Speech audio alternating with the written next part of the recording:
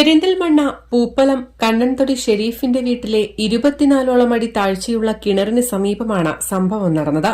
കിണറിന്റെ പരിസരത്ത് വൈകുന്നേരം അമ്മപ്പൂച്ചയുടെ കരച്ചിൽ കേൾക്കുകയും വീട്ടുകാർ പരിസരവും മറ്റും പരിശോധിക്കുകയും ചെയ്തപ്പോഴാണ് കിണറ്റിലകപ്പെട്ട പൂച്ചക്കുഞ്ഞിനെയും നോക്കിയിരിക്കുന്ന അമ്മപ്പൂച്ചയുടെ കരച്ചിൽ ശ്രദ്ധയിൽപ്പെട്ടത്.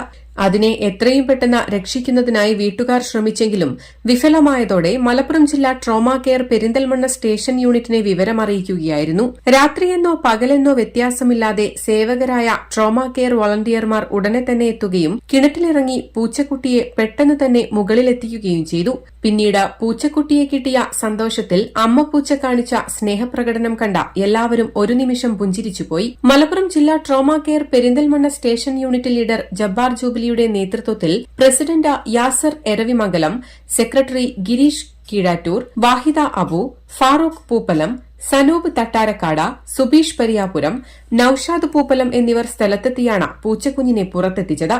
News desk Valluvanad news.